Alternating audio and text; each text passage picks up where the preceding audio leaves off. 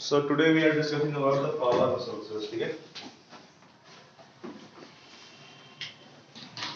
हम लोग power resources के बारे में डिस्कशन कर रहे थे. ठीक है, पावर रिसोर्सेज में मैंने आप लोगों को एक टॉपिक दिया था और उस टॉपिक का नाम था क्या? OTEC. ठीक है, ocean tidal electrical conversion. Ocean thermal energy conversion. अरे बहुत टाइडल भी होता है. हाँ, टाइडल भी होता है क्योंकि टाइड्स का भी यूज में कई बार करते हैं. चलिए बताइए OTEC क्या होता है? ओटीसी सर वही है सर. है क्या? सर मतलब जैसे इसमें जो होता है मतलब इसमें वाटर जो ओशियन का होता है उसमें कई जगह पे जो उसका था वो यूज किया जाता है या फिर इवेपोरेटर्स को यूज करके जो वाटर ओशियन का रहता है उसको स्टीम में कन्वर्ट करके उसको पाइपलाइन के वे से उसको जनरेटर तक कनेक्ट किया जाता है. जनरेटर की टरबाइन तक, और जब वो टरबाइन मूव करता है तो जनरेटर से वो कनेक्टेड रहता है, वो इलेक्ट्रिसिटी को प्रोड्यूस करता है. समझ में आ रहा है बात सबको? कल मैंने पावर रिसोर्सेज में OTEC टॉपिक दिया था. ठीक है, तो OTEC का मतलब होता है ओशन थर्मल एनर्जी कन्वर्जन. ठीक है, इसका मतलब सीधी सी बात ये है कि जो हमारा ओशन का पानी है, ठीक है, इसमें बहुत सारे टेम्परेचर्स प्रेजेंट होते हैं. सबसे ऊपर वाला जो होता है इसमें सन रेज पड़ती रहती हैं तो ये थोड़ा गर्म रहता है.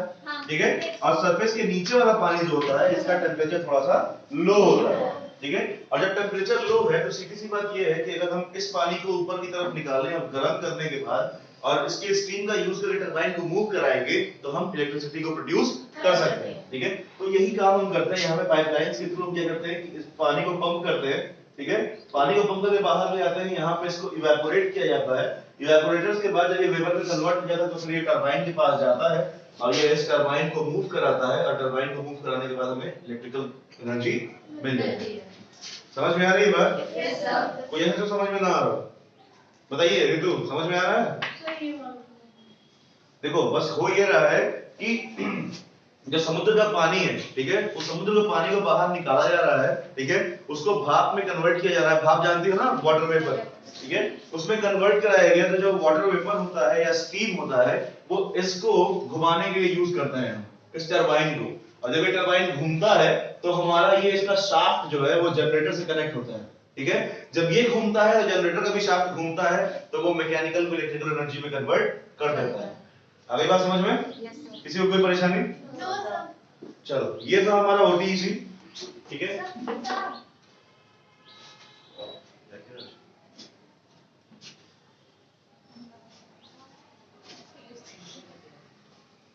चलो OTEC खत्म. सबसे पहला पावर रिसोर्स हमने क्या पढ़ा है? Hydel power. ठीक है, सबसे पहले हम डिस्कस करेंगे हाइडल पावर के बारे में. What is hydel power? Hydel का मतलब क्या समझ में आता है बताइए? HYD इसका मतलब होता है हाइड्रो. हाइड्रो का मतलब होता है वाटर.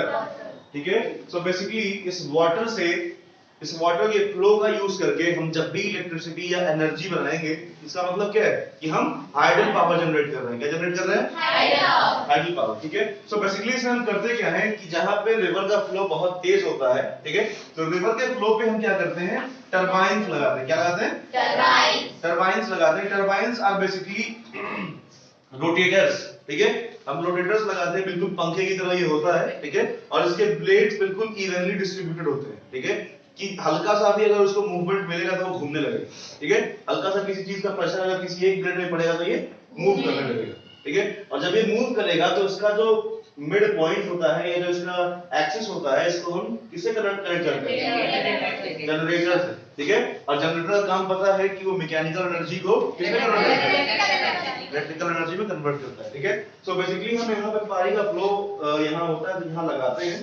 ठीक है, तो ये क्या करता है? ये टरबाइन को मूव कराता है और जब ये टरबाइन मूव करता है तो ये जनरेटर भी इसका शाफ्ट भी मूव करता है और जब ये मूव करता है तो हमें इलेक्ट्रिसिटी मिल जाती है. समझ में आ रही है बात? Yes sir. ठीक है, इसके बाद अगर कहीं पानी का फ्लो तेज नहीं होता है तो वहां पे हम क्या बनाते हैं?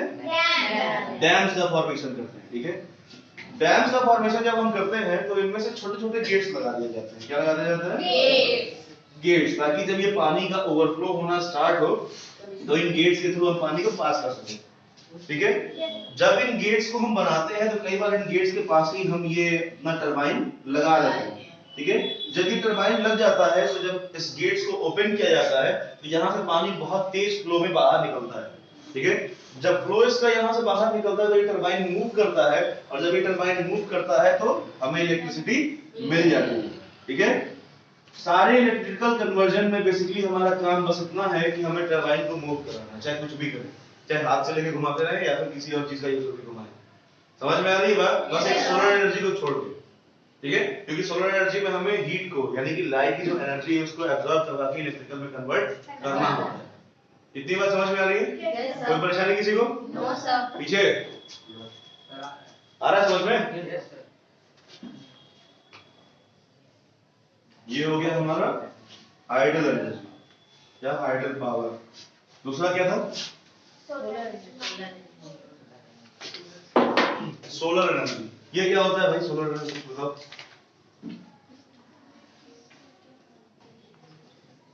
सोलर एनर्जी में क्या होता है? ये तो तुम लोग बचपन से पढ़ते आ रहे हो। बताओ भाई उमेश बताओ।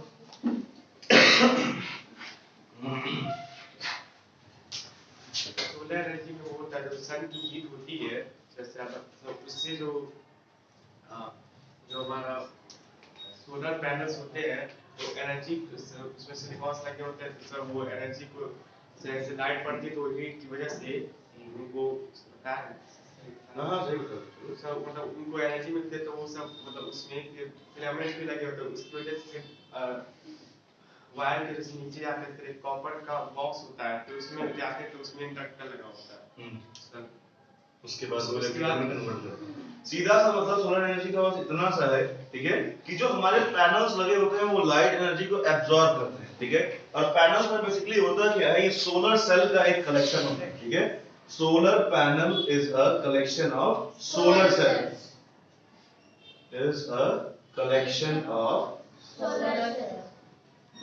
ठीक है। और जो हमारा सोलर सेल होता है बेसिकली यही होता है सिलिकॉन, ठीक है। और यही क्या करता है कि चार्ज को या फिर जो लाइट की एनर्जी है उसको एब्जॉर्ब करता है, ठीक है। बेसिकली क्या करते हैं हम कि सबसे पहले एक ग्लास लगाते हैं, ठीक है। ग्लास के अंदर हमारा ये सोलर सेल लगा होता है, ठीक है। ग्लास क्या करता है कि लाइट की एनर्जी को उसके अंदर रिफ्रैक्ट कराता है। क्या कराता है? रिफ्रैक्ट, REFRACT, रिफ्रैक्ट कराता है, ठीक है। और जब ये रिफ्रैक्ट कराता है तो बेसिकली क्या होता है कि जो लाइट की हमारी एनर्जी है वो एक मीडियम से, यानी मान लो कि ये हमारा ग्लास सरफेस है, इस पे पड़ी, तो इस पे पड़ने के बाद ये अंदर की तरफ आ गई, और जब ये अंदर की तरफ आएगी तो जो हमारा सिलिकॉन लगा हुआ है वो इसको एब्सॉर्ब कर लेगा, ठीक है। और जब ये कर लेगा तो फिर इसके आगे का जो फर्दर प्रोसेस है उसको परफॉर्म किया जाएगा और फिर ये इलेक्ट्रिसिटी में कन्वर्ट हो जाएगा। समझ में आ रही है बात? किसी को कोई डाउट? ठीक है। तो ये बेसिकली हमारा होता है सबसे ऊपर वाला रिफ्रैक्टर। रिफ्रैक्टर के अंदर हम लगाते हैं सोलर सेल जो कि एनर्जी को एब्जॉर्ब करता है, ठीक है। ये एक नॉन कन्वेंशनल एनर्जी सोर्स है कि कन्वेंशनल एनर्जी रिसोर्स है? सोच के बोलना। नॉन कन्वेंशनल है। क्यों? क्योंकि ये कभी खत्म नहीं होने वाला है, सन की रेस कभी खत्म नहीं होगी, समझे? ओटीईसी नॉन कन्वेंशनल है, लेकिन ओटीईसी में बहुत ज्यादा खर्चा आता है भाई। जितना एनर्जी उसमें बनती नहीं है उससे ज्यादा हम लोग खर्चा कर देते हैं उसके पीछे, ठीक है। तो बेसिकली ये हमारा नॉन कन्वेंशनल एनर्जी रिसोर्स है क्योंकि ये कभी खत्म नहीं होने वाला है। हाइड्रो पावर प्लांट जो भी है वो भी एक नॉन कन्वेंशनल एनर्जी रिसोर्स है। समझ में आ रहा है? फॉसिल फ्यूल्स का यूज करके जब हम कहीं इलेक्ट्रिसिटी प्रोड्यूस करते हैं या उसको कंज्यूम करते हैं तो उसको बेसिकली हम क्या कहते हैं? कन्वेंशनल एनर्जी रिसोर्स, क्योंकि वो एक टाइम बाद खत्म हो जाएंगे, ठीक है। और ये हमारे जो है ये बहुत वास्ट अमाउंट में प्रेजेंट है अर्थ पे, इसलिए ये खत्म होने वाले नहीं है, ठीक है। और इसीलिए हम लोग कहते हैं नॉन कन्वेंशनल एनर्जी रिसोर्स, ठीक है। समझ में आ गई बात? Yes, sir. तो ये थी सोलर एनर्जी की कहानी कि इसमें सन की जब एनर्जी पड़ती है तो लाइट हमारा क्या है? Light is a form of energy. Light is a form of energy, ठीक है। लाइट कैसे एक एनर्जी का फॉर्म है? क्योंकि इसमें क्या होते हैं? फोटॉन्स होते हैं, ठीक है। Photons is a energy packet that is stored under the beam of light, ठीक है। एक लाइट बीम अगर ट्रैवल कर रही है तो इसके अंदर बहुत सारे फोटॉन्स होंगे, और फोटॉन्स क्या होता है? इलेक्ट्रॉन्स के पैकेट्स होते हैं, ठीक है, जो एक एंड से दूसरे एंड की तरफ ट्रांसमिट किए जाते हैं। भेज दे वहीं पे, भेज दे। उत्सव सिंह बेटा देखिए तभी बोल रहे हैं।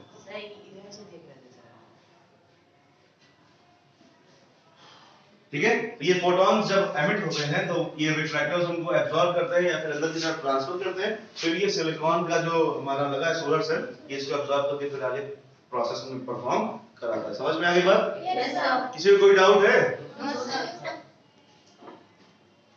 पूछेंगे ना, तो अगर किसी के मुंह से ये निकला कि सर समझ में नहीं आया था, फिर देखो उसके बाद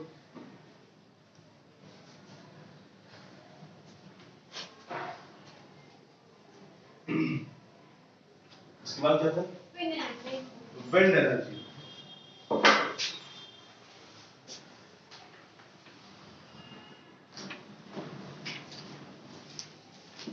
विंड एनर्जी बेसिकली क्या होता है?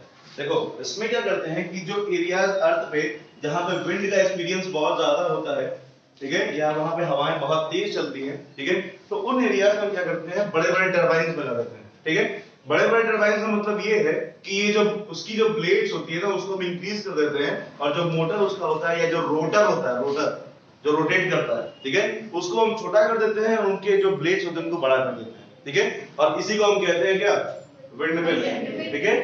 एक छोटा सा रहेगा रोटर, इसका रोटर का मतलब क्या? जो रोटेट करता है, ठीक है, और इसकी जो पंखे होंगे वो बहुत बड़े बड़े हो जाएंगे। मेरी ड्राइंग इतनी अच्छी नहीं है, बट एडजस्ट कर लो, ठीक है। तो ऐसे करके विंडमिल्स हमारे बना दिए जाते हैं, ठीक है।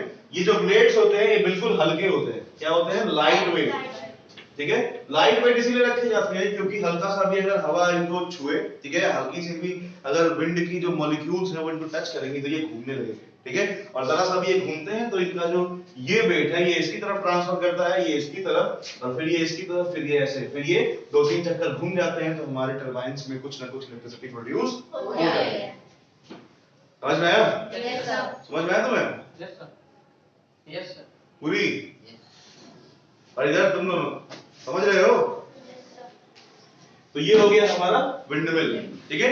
ये जब घूमता है तो जो इसका रोटर है इसमें भी बेसिकली हम क्या करते हैं, ये एक तरह का टरबाइन है, ठीक है, और जब ये टरबाइन होता है तो इसका भी शाफ्ट किससे कनेक्टेड होता है? जनरेटर से, ठीक है, और जब ये जनरेटर से कनेक्टेड होता है तो ये भी जब घूमता है जनरेटर का शाफ्ट मूव करता है, और जब ये मूव करता है तो हमारी इलेक्ट्रिसिटी प्रोड्यूस हो जाती है, ठीक है। हाइड्रो पावर में और विंड एनर्जी में, इन दोनों में एक चीज बहुत ध्यान में रखी जाती है, ये है आरपीएम, ठीक है। आरपीएम एकेडमी में समझ लेना, आरपीएम रोटेशंस पर मिनट, ठीक है। एक डिफरेंट स्टैंडर्ड है, ठीक है, कि अगर इतना रोटेशन पर मिनट हो रहा है तभी हमारा इलेक्ट्रिसिटी कन्वर्ट होगा, वरना नहीं होगा, ठीक है। अगर ये आरपीएम अगर विंड एनर्जी की बात करें तो ये 20 से 25 अगर है एक मिनट में, यानी कि इलेक्ट्रिसिटी कंज्यूम होगी, इलेक्ट्रिसिटी हमारी जो है वो बनेगी, ठीक है। लेकिन अगर हम हाइड्रो पावर की बात करें तो ये 50 से 60 होना चाहिए, ठीक है। अगर 50 से 60 होगा तभी हमारी जो विंड एनर्जी है या फिर जो इलेक्ट्रिसिटी है वो कन्वर्ट होगी। नहीं समझ में आ रहा ना? आ रहा है। पक्का? Yes sir. चलो ये हो गया हमारा विंड एनर्जी। इसके बाद आता है हमारा न्यूक्लियर पावर। ये भी नॉन कन्वेंशनल है, सोच समझ के बोलना। कैसे? हम कहें नॉन कन्वेंशनल तो पता भाई गौरव, अभी बताया है ना कि नॉन कन्वेंशनल और कन्वेंशनल में डिफरेंस क्या होता है? सर नॉन कन्वेंशनल सर उससे कभी सर खत्म ना हो। सर के अलावा भी कुछ बोलोगे? सर नॉन कन्वेंशनल सर वो होता है जो कभी खत्म ना हो। अच्छा, कन्वेंशनल क्या होता है? जो खत्म हो जाए। Yes sir. एक गिलास ये बॉटल में पानी रखा है, कन्वेंशनल है? Yes sir.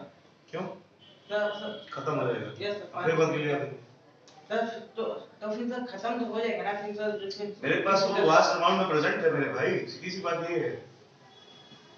इतना जानो कि जिस चीज की स्कैर्सिटी है तुम्हारे पास, जिस चीज की कमी है, ठीक है, वो वो कन्वेंशनल है, और जिस चीज की अधिकता है तुम्हारे पास वो क्या है? Non conventional. सोलर एनर्जी भाई धूप बहुत ज्यादा पड़ती है हमारे यहाँ, ठीक है, हमें उसके बाद हमारे लिए उसके लिए कमी नहीं है कुछ, ठीक है, लेकिन भाई पोस्ट पे जाओ तो वहां धूप की कमी है ना, ठीक है, क्योंकि वहां सन की रेज बहुत रेयर केस में पड़ती है, और जब रेयर केस में पड़ती है तो भाई उन्हें धूप नहीं मिलता, वहां सोलर एनर्जी हम नहीं करा सकते। यहाँ करा सकते हैं क्योंकि हम लोग ट्रॉपिकल रीजन्स में, ठीक है, समझ गए? कोई दिक्कत किसी को? बैठो। कन्वेंशनल है ये न्यूक्लियर एनर्जी, क्यों? क्योंकि हमारा जो यूरेनियम है वो बहुत ज्यादा स्केर्स है, स्कैर्स मतलब क्या है? यूरेनियम क्या है? नेचुरली अकरिंग सब्सटेंस है, ठीक है। एक टाइम ऐसा आएगा कि हमारे पास यूरेनियम खत्म हो जाएगा। बोलो भाई। अरे जो चीज जमीन में से निकल रही है वो कब तक निकलेगी कौन जानता है? कोई जानता है? पेट्रोलियम हमारे पास कितने दिन तक रहेगा कोई जान रहा है? तो यूरेनियम भी हमारा जो है वो कितने दिन तक प्रेजेंट रहेगा ये भी कोई नहीं जानता है, ठीक है। जिस दिन खत्म हुआ उस दिन न्यूक्लियर पावर खत्म, ठीक है। समझ में आ रहा है? तो न्यूक्लियर पावर बेसिकली हमारा है कन्वेंशनल एनर्जी रिसोर्स, ठीक है। कन्वेंशनल एनर्जी रिसोर्स क्यों है? क्योंकि यहाँ पे यूरेनियम लिमिटेड है, ठीक है। और यूरेनियम ही मेन एलिमेंट होता है जिसको हम न्यूक्लियर पावर में यूज करते हैं, ठीक है। देखो न्यूक्लियर पावर में क्या होता है ना कि हमारे पास एक कंटेनर होता है, ठीक है। इस कंटेनर में हम बेसिकली करते क्या है कि यहाँ पे फ्यूजन और फिजन होता है, ठीक है। फ्यूजन का मतलब होता है बड़े से न्यूक्लियस का टूट जाना छोटे छोटे मॉलिक्यूल्स में, ठीक है। और फिजन का मतलब होता है कि छोटे छोटे मॉलिक्यूल्स का एक बड़े न्यूक्लियस में कन्वर्ट हो जाना, ठीक है। तो जब फ्यूजन होता है, सॉरी फिजन जब होता है तो हर एक मॉलिक्यूल कुछ एनर्जी एमिट करता है, ठीक है। और जब ये एनर्जी एमिट करता है तो ये जो हमारा कंटेनर है, ठीक है, ये कंटेनर उस एनर्जी को एब्जॉर्ब करता है, ठीक है। और जब इस एनर्जी को ये एब्जॉर्ब करेगा, ठीक है, तो इसके पास एक पाइपलाइन बनी होती है, ठीक है। ये पाइपलाइन में क्या फ्लो हो रहा होता है? वाटर, ठीक है। जो वाटर फ्लो हो रहा होता है ये जो एनर्जी इसमें से एमिट हुई वो इसके द्वारा एब्जॉर्ब कर ली गई, ठीक है। जब इसमें एब्जॉर्ब हुई तो ये पानी किसमें कन्वर्ट हो गया? स्टीम, ठीक है। इसके बाद हम यहाँ लगाते हैं टरबाइन। क्या लगाते हैं? टरबाइन लगाते हैं। फिर इस स्टीम को यहाँ ट्रांसफर किया जाता है और ये टरबाइन को ये मूव कराता है, ठीक है। मूव कराएगा तो फिर जब ये मूव करेगा फिर आरपीएम की बात वहां पे आ जाएगी। आरपीएम जब बढ़ेगा तो उसके हिसाब से हमारी इलेक्ट्रिकल कन्वर्जन जो है वो बढ़ जाएगा। समझ में आ रही है बात? Yes sir. बोलो भाई। Yes sir. फिजन हुआ तब तो ये हो रहा है, फिर फ्यूजन भी होगा भाई। भाई अब गुब्बारे में तुम बहुत ज्यादा हवा भर दो तो फट जाएगा ना भाई। तो सिमिलर चीजें यहाँ भी होती हैं। जब ये बड़ा सा न्यूक्लियस हमारा बन के तैयार हो गया, ठीक है, और इसमें मॉलिक्यूल्स ऐड होते जा रहे हैं, ऐड होते जा रहे हैं, ठीक है। एक टाइम आएगा कि ये फट जाएगा। जब ये फट जाएगा तो फिर इसमें से कुछ एनर्जी एमिट होगी, यस सर। और जब ये एनर्जी एमिट होगी तो फिर ये इसमें ट्रांसफर करेगा, और जब इसमें फिर ट्रांसफर करेगा तो फिर हमारे पास स्टीम आया, फिर इसको घुमाया। समझ में आया? Yes sir. क्यों आया चल रहा? समझ में आ रहा है? कोई परेशानी किसी को? No sir. हेलो पूरी, कहाँ देख रहे हो भाई? पढ़ा यहाँ रहा हूं मैं। कहाँ देख रहे हो? सामने देखो, सामने, ठीक है। इसको इतनी चीजें समझ में नहीं आई, बताओ। इसको नहीं है, पूछ लो, दोबारा बता दूंगा। सर इसमें थोड़ा दिक्कत है। इसमें क्या दिक्कत हो रही है? दो प्रोसेस है हमारे पास, फ्यूजन और फिजन, ठीक है। फिजन का मतलब होता है छोटे छोटे मॉलिक्यूल्स का कंबाइन होकर के एक बड़ा सा न्यूक्लियस बनना, ठीक है। तो जब ये मॉलिक्यूल्स इसमें ऐड हो रहे होते हैं तो ये सारे मॉलिक्यूल्स कुछ एनर्जी एमिट करते हैं, ठीक है। और जब वो एनर्जी को एमिट करते हैं तो ये जो कंटेनर हमारा है, ये जो डब्बा है जिसमें रखा है, वो डब्बा उस एनर्जी को एब्जॉर्ब करता है, ठीक है। और जब उसको एब्जॉर्ब करेगा तो एब्जॉर्प्शन के बाद वहां पे पानी का एक पाइप लगा होता है, वाटर, ठीक है। ये वाटर को वो स्टीम में कन्वर्ट करेगा। भाई एनर्जी जब दोगे किसी चीज को, पानी को ही तुम एनर्जी दे दिए हीट के फॉर्म में, तो वो क्या करेगा? बॉयल हो जाएगा। बॉयल होने के बाद फिर वेपर में कन्वर्ट होगा, ठीक है। सेम होता है, जब ये वाटर जब वेपर में कन्वर्ट होता है तो फिर इसको हम यहाँ पे ले आके टरबाइन को रोटेट कराते हैं, और जब रोटेट कराते हैं तो फिर ये यहाँ क्या बन जाता है? Electricity. So why we use D2O? Yes, we use D2O as a moderator. ये वाटर क्या है मेरे भाई? H2O D2O। मैंने बताया था ना कि हाइड्रोजन और ड्यूटेरियम ये दोनों एक दूसरे के कंपोनेंट्स ही हैं, बताया था ना? Yes sir. So we cannot use water in that. Yes. No, we can't use water because if we are using the water, each and every water is having some specific qualities, ठीक है? We can't use normal water in inverters. Why? Because it is having some aspects of minerals, okay, and that is why we are also using D2O here, because it is also having some mineral content in it. Okay, understood? Yes sir. Okay, ये बात समझ में आ गई ना? Yes sir. इसके बाद हमने क्या पढ़ा था? पता नहीं? Yes sir.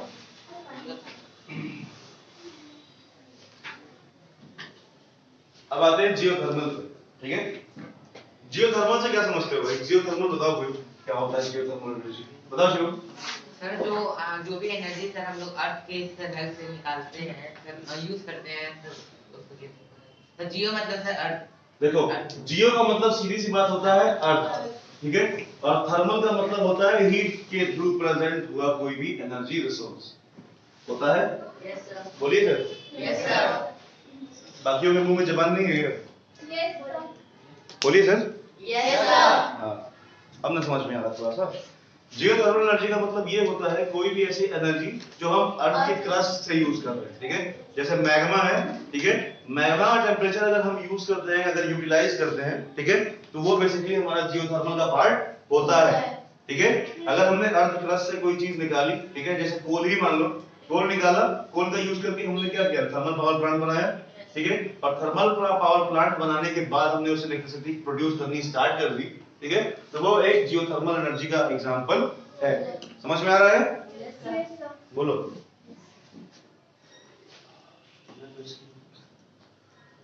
Heat energy obtained from the earth is called geothermal. The temperature in the interior of the earth rises steadily as we go deeper. ठीक है। जैसे जैसे हम अर्थ की गहराइयों में जाते हैं वैसे वैसे में क्या मिलता है, टेम्परेचर इंक्रीज बनता है। क्यों मिलता है बताइए, फिर तो बताइए। जब हम अर्थ की गहराइयों में जाते हैं तो टेम्परेचर इंक्रीज क्यों होता है?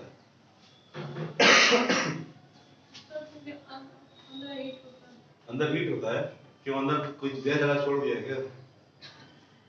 बताओ मिट्टू, Sir, क्योंकि temperature बढ़ता है. क्यों बढ़ता है टेम्परेचर? Sir, क्योंकि bathing और pressure. बता भाई भिक्षु। सर मैग्मा का टेम्परेचर बढ़ता है। नीचे मैग्मा प्रेजेंट है कि नहीं है? Yes, sir. और नीचे जो मैग्मा प्रेजेंट है उसका जो टेम्परेचर है वो 1000 डिग्री सेल्सियस के आसपास में होता है। 1000 से 1300 डिग्री सेल्सियस के आसपास में होता है, ठीक है। और जब मैग्मा का टेम्परेचर जैसे जैसे हम नीचे जाते हैं वहां में मैग्मा से और नजदीकियां मिलती हैं, ठीक है। और जैसे जैसे नीचे जा रहे हैं नजदीक होते जाएंगे मैग्मा के, उतना उतना टेम्परेचर बढ़ता जाएगा, ठीक है। मैंने बताया ना कि अभी अभी जैसे जैसे हम मैग्मा के टेम्परेचर को यूटिलाइज करेंगे वो जियोथर्मल एनर्जी का पार्ट कहा जाएगा। समझ में आ रहा है? Yes, sir. बैठो। कोई परेशानी किसी को इसमें? No, sir. ठीक है। तो whatever is the temperature that we are using inside the earth, ठीक है, और उसको हम किसी यूटिलाइजेशन में ले रहे हैं, इलेक्ट्रिसिटी बना रहे हैं या हीट में कन्वर्ट करा रहे हैं, तो वो क्या बनेगा? जियोथर्मल एनर्जी, ठीक है। Geothermal energy is form of hot springs has been used for cooking, heating and bathing for several years. USA has the world's largest geothermal power plants, followed by New Zealand, Iceland, Philippines and Central America. In India, geothermal plants are located in Manikarn, in Himachal Pradesh, Kuga Valley in Ladakh. ठीक है। So basically हम इन areas में use इसलिए करते हैं कि देखो यहाँ भी हम स्टीम में ही कन्वर्ट करते हैं, ठीक है। नीचे से जो टेम्परेचर इंक्रीज है उसको ऊपर ले आते हैं, वाटर रखा होता है, उस वाटर को स्टीम में कन्वर्ट कराया, और जब वाटर को स्टीम में कन्वर्ट कराया तो फिर उसके बाद हम उसको डिफरेंट यूजेस में ले सकते हैं, ठीक है। उस स्टीम का यूज करके हम खाना बना सकते हैं, उस स्टीम का यूज करके हम नहा सकते हैं, कुछ भी कर सकते हैं। समझ में? अब तुम पूछोगे सर नहा कैसे सकते हैं स्टीम का यूज करके? पता है। स्टीम बाथ पता है ना, ठंडी के सीजन में लोग जाते हैं ना स्टीम बाथ लेने, वो स्टीम बाथ ही हमारा होता है, ठीक है।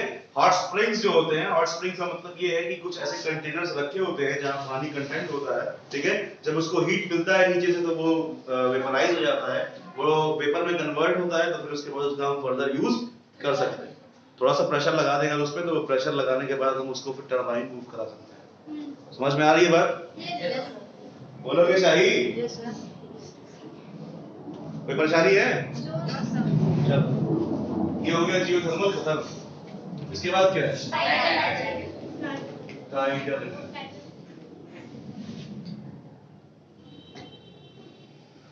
क्या होता है टाइडल बताओ शिव, उत्सव तुम बताओ। पढ़े होगे ना टाइडल? क्या होता है? सर टाइडल एनर्जी एक ऐसी मतलब ऐसे पावर रिसोर्सेज होते हैं जिससे हम लोग जो ओशियन टाइड या जो रिवर टाइड्स होते हैं उनका यूज करके सीधी सी बात ये है, जब हम टाइड का यूज करके हमारी टरबाइन को मूव करा रहे हैं तो वो क्या बन जाएगा? जब लो टाइड होती है तब पीछे वाली टरबाइन मूव करती है। दो टरबाइन का काम होता है, इसमें भी डैम कर है। ठीक है। दो टरबाइन का काम होता है, एक होती है फ्रंट एंड, एक होती है बैक एंड। बैठो। Sir, what is the difference between tidal and hydro? Sir, tidal and hydro में ये डिफरेंस है हमारे पास कि जो हाइड्रो एनर्जी है, ठीक है, वो हमेशा मिलती रहती है, ठीक है। लेकिन जब हम टाइडल एनर्जी की बात करते हैं तो टाइडल हमेशा नहीं होती है, जब टाइड्स होंगी तभी हमें मिलेगा। जब समुद्र की लहरें बढ़ेंगी, जब हाई टाइड होगा तब ये टाइडल एनर्जी काम करेगा, जब लो टाइड होगा तभी काम करेगा। अगर नॉर्मली सी अपने नॉर्मल स्टेट में है तब वो काम नहीं करेगा। आ रहा है समझ में? हाई टाइड का मतलब क्या होता है? सर बड़ी लहरें। बड़ी लहरें नहीं बेवकूफ। हाई टाइड का मतलब ये होता है जब पानी का लेवल बढ़ जाता है और आगे की तरफ पानी फ्लो होने लगता है, ठीक है, और पानी का फ्लो तेज हो जाता है, तो उसको हम हाई टाइड कहते हैं, ठीक है। जब मून का जो ग्रेविटेशनल पुल होता है वो अर्थ की तरफ ना होकर के उसकी तरफ होता है, तो वो क्या होता है? लो टाइड, ठीक है, यानी कि पानी का लेवल नीचे चला गया, ठीक है। और जब मून अर्थ पे ग्रेविटेशनल पुल लगाता है तो वो हाई टाइड होती है। भाई अपना अर्थ 75% वाटर है, तो एक गगरी की तरह है, ठीक है। एक पॉट की तरह पॉट में पानी रख दो, उसका हिलाओ तो क्या करेगा? छलकेगा, ठीक है। सिमिलर वे में हम लोगों के साथ होता है।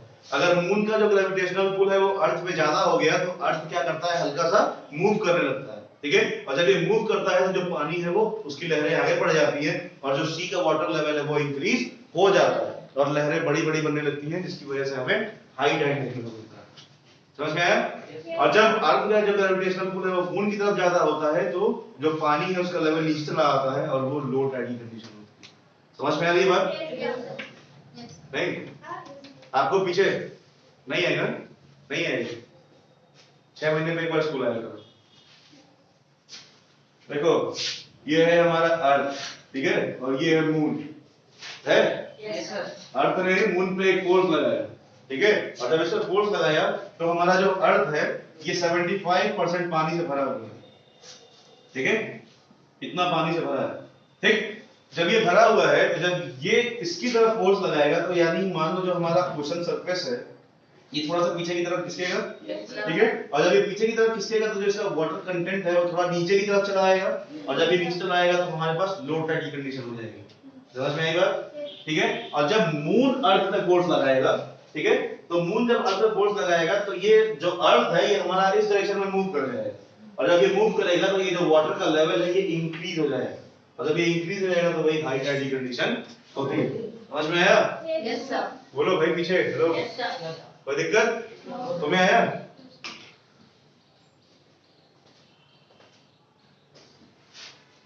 तो देखो हम टाइड का यूज कैसे करते हैं। यहाँ पे 2 टरबाइन्स लगाते हैं, ठीक है, क्या लगाते हैं? 2 टरबाइन, ठीक है। एक होती है हाई टाइड के लिए, एक होती है लो टाइड के लिए। हाई टाइड और दूसरी होती है लो टाइड के लिए, ठीक है।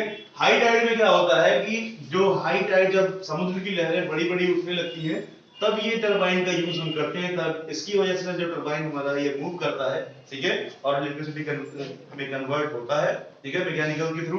फिर जब लो टाइड यानी कि जब पानी का लेवल नीचे चला जाता है तो जब ये नीचे जा रहा होता है तभी तो लहरें बनती हैं भाई। तो जब नीचे जा रहा है तो यहाँ वाला ये टरबाइन मूव कराएंगे, बोलो। जब ये टरबाइन मूव करेगा तो यहाँ से फिर हमारा इलेक्ट्रिसिटी कन्वर्ट हो जाएगा। समझ में आया? Yes sir. कोई परेशानी है? No sir. अब ये बताने की जरूरत है कि टरबाइन से इलेक्ट्रिसिटी में कन्वर्ट कैसे होगा? No sir. कैसे होगा भाई, हमें बताओ।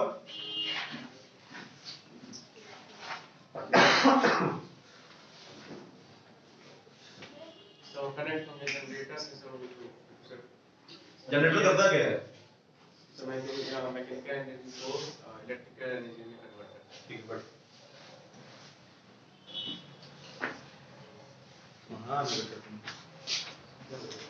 but energy generated from the tides is called tidal energy. Tidal energy can be harnessed by building dams at narrow openings at the sea.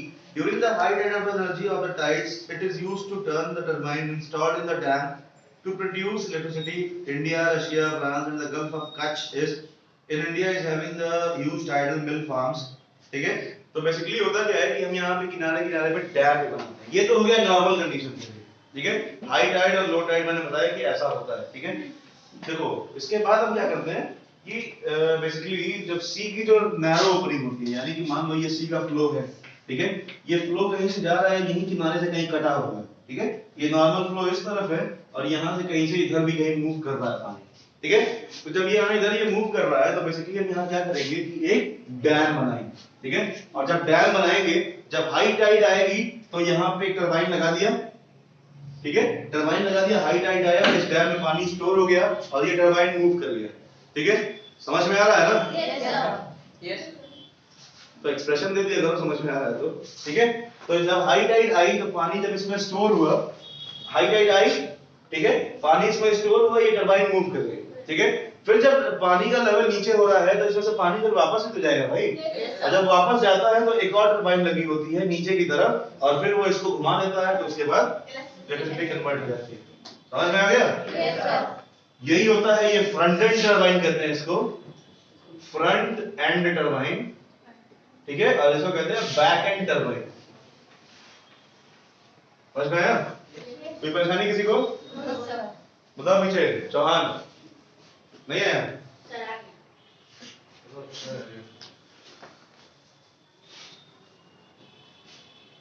ये रिकॉर्डिंग चल रही है ना?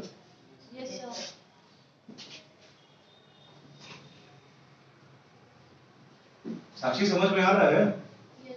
सही। कोई परेशानी होगा तो पूछ लेना, क्योंकि कल तुम्हारी क्लास की लड़कों की और लड़कियों की भी हालत बहुत खराब थी प्रेजेंटेशन में। लास्ट हमारा है बायोगैस। बायोगैस क्या होता है तुम्हें नहीं पता? आज को बताओ, तुम्हारा हाथ नहीं उठा, यही मिस कर रहे थे बहुत दिन से। हाँ बताओ, बायोगैस होता क्या है? सर पाउडर होता है, कोई ऑर्गेनिक वेस्ट। बस ये बताओ कि हम बायोगैस कहते हैं किसको? कौन सी गैस होती है जिसको हम बायोगैस कहते हैं? मीथेन। अच्छा बताओ भाई, और कोई बताओ क्या होता है बायोगैस? बायोगैस ऐसी गैसेस होते हैं जिसको हम लोग कहते क्या है, कौन सी ऐसी गैस है जिसको हम बायोगैस कहते हैं?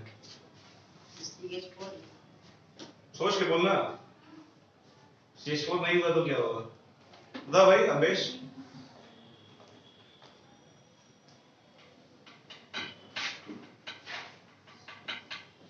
सलोनी।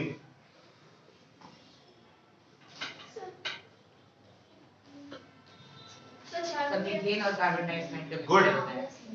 मीथेन और कार्बन डाइऑक्साइड का मिक्सचर होता है, ये आल्सो गुड, ठीक है। कार्बन डाइऑक्साइड और मीथेन का मिक्सचर होता है, केवल अकेला मीथेन नहीं होता है भाई मेरे, ठीक है। अकेला मीथेन होगा ना तो वहां पे इतनी हार्मफुल गैस प्रोड्यूस हो जाएगी कि जहां उसको यूज करोगे वहां के लोग अस्थमा के पेशेंट हो जाएंगे, ठीक है। मीथेन क्या होता है? बहुत ज्यादा, बहुत बड़ा पॉल्यूटेंट होता है मीथेन, ठीक है। ग्रीन हाउस गैस है ना मीथेन। तुम्हें नहीं पता बायोगैस क्या होता है? बायोगैस का मतलब सीधी सी बात है, यही समझ में आ रहा है कि कार्बन डाइऑक्साइड हो गया यहाँ पे। हमारे शरीर में भी तो कार्बन डाइऑक्साइड प्रेजेंट होता है भाई, एक्सहेल करते हैं तो कार्बन डाइऑक्साइड तो निकलता है, इनहेल करते हैं तो ऑक्सीजन। हटो, तुमको पता ही नहीं क्या बायोगैस में बेसिकली हम कार्बन डाइऑक्साइड और CH4 यानी कि मीथेन का यूज करते हैं ताकि हम एनर्जी प्रोड्यूस कर सकते हैं, ठीक है। और इस बायोगैस का यूज हम बहुत तरीकों से करते हैं, कुकिंग के लिए कर सकते हैं, फिर वाटर को हीट करने के लिए कर सकते हैं, बहुत सारी चीजें हैं जिनके लिए हम यूज कर सकते हैं, ठीक है। इधर ये तकिया लगा देना, सो जाओ। मुंह तो मगरमच्छ की तरह खोल रहे हो इतना बड़ा, ठीक है। तो ये CO2 और CH4 ये होता है कार्बन डाइऑक्साइड और ये होता है हमारा मीथेन, ठीक है। इन दोनों का यूज करके जब हम यूज करते हैं, कई सारे तरीकों से यूज कर सकते हैं। कुकिंग के लिए इसका यूज कर सकते हैं, और किस लिए यूज कर सकते हैं? व्हीकल्स में इसका यूज कर सकते हैं, कर सकते हैं। व्हीकल्स में बायोगैस यूज करोगे तुम लोग? गधों, व्हीकल्स में यूज करोगे तो इंजन जाम हो जाएगा, हो जाएगा ना सर? उत्सव सिंह जी, इंजन जाम हो जाएगा कैसे? इंजन के जो नॉजल्स होते हैं वो कार्बन को ज्यादा बर्दाश्त नहीं कर पाते, कार्बन के एक लिमिटेड कंटेंट को ही बर्दाश्त कर पाते हैं, ठीक है। और उसका जो मोबिल ऑयल होता है वो धीरे धीरे सड़ने लगता है CH4 के प्रेजेंस में, और जब ये चलने लगता है, सड़ने लगता है तो फिर इंजन जाम हो जाता है। समझ में आया? आए ना, क्या दिक्कत है? सब कहेंगे यस सर। अगर एक कह दिया प्रेम से बोल, सब बोलेंगे जय माता दी, चाहे बोलने आए माता जी कौन है पता हो चाहे ना पता हो, है ना। इंजन भी देखा नहीं, इंजन देखे ही नहीं आज तक। तो देखे हम लोग को खबर अंदर से नहीं देखी। हम बता रहे हैं, मान लो इस चीज, ठीक है। देखो जो घर से वेस्ट प्रोडक्ट हमारे निकलता है, ठीक है, वेस्ट प्रोडक्ट को बेसिकली एक पिट बनाते हैं। पिट का मतलब क्या होता है? गड्ढा। ठीक है, एक गड्ढा बनाते हैं, इस गड्ढे में सारे वेस्ट प्रोडक्ट को डाला जाता है, सारे ऑर्गेनिक वेस्ट को डालते हैं। कौन से वेस्ट? ऑर्गेनिक वेस्ट कौन कौन से होते हैं? जो मिट्टी में आसानी से मिल जाए, प्लास्टिक नहीं डालते हैं यहाँ पे, ठीक है। तो यहाँ पे ऑर्गेनिक वेस्ट को डालेंगे, उसके बाद इसमें वाटर सप्लाई किया जाता है, और वाटर के प्रेजेंस में यहाँ भी टरबाइन लगा होता है जो इसको घुमाता है, और जब ये घूमता है तो धीरे धीरे ये डिकम्पोज होता है, यानी कि सड़ता है, और जब ये सड़ता है तो इसमें से जो गैस निकलती है उसी को हम क्या कहते हैं? समझ में है? जितने भी बड़े बड़े शहरों में वो देखते हो ना, गैस प्लांट लगे हुए हैं, गैस का कनेक्शन आया हुआ है, सब बायोगैस, कोई एलपीजी नहीं है। क्या है वो? बायोगैस। समझ में आई बात? चैप्टर खत्म। कुछ और बचा है यहाँ पे? So this was all about this chapter number 3, ठीक है। Now we will discuss about the homework. Find out the uses of each energy resource. हम कहाँ पे इसको प्रॉपर्ली यूज करते हैं, इसका एक यूज आपको बताना है, ठीक है। Till then stay tuned and complete the homework as well as the notes, ठीक है। So after we will be starting a new chapter at the new lecture, ठीक है। Till then